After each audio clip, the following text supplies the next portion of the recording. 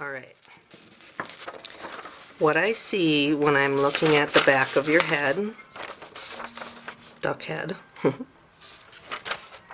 zoomed in, so I see a lot of lines that are going really straight. And what I'm going to show you is how I would end these lines and make it look like they're more separate feathers. Okay, so what you've done is you've added a lot of lines.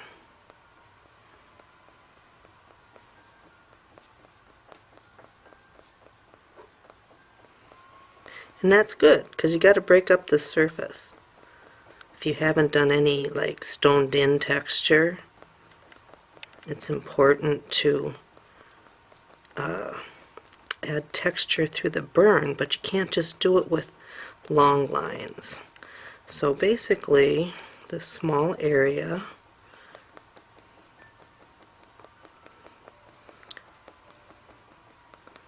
kind of fits the bill in what I saw in your photo. I'll do just a little bit more, so you've gone and added the texture, and this is exactly what I do on, say, a loon head. On a duck, I would probably do some stoning in of the texture before I did the burning to just add more depth and more diversity to the surface of this wood. It's a little more convincing when you do. So that's kind of matching what you got going on here. I think my tip might be a little sharper than yours. So what I think you should do is you need to come in and give some texture and separate these feathers out so that they are actually separate. Then you start seeing the difference in each of these feathers, because it's not just really long lines, it's actually feather clumps. You just don't see a quill. So what I'm saying is, you know, come back and turn this down just a titch.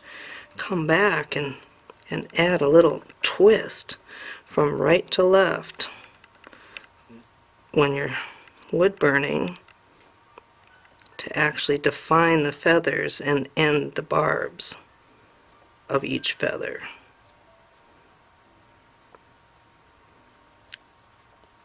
I hope that makes it. And then you can still come back and even create more depth.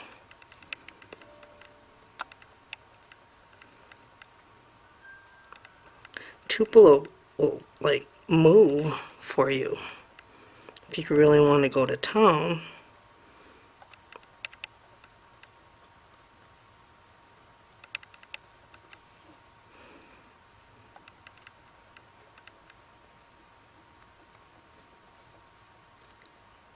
So I'm doing like right and left twists to end those barbs and create more texture. Okay, I hope that answers your question on what I meant. You can see there's much more depth going. But you do have to have all of those lines that you've already added, and then you can come back and end each one of those feather clumps with a twist, and then you end the feather barbs of each of those feather clumps in the process. Hope that helps.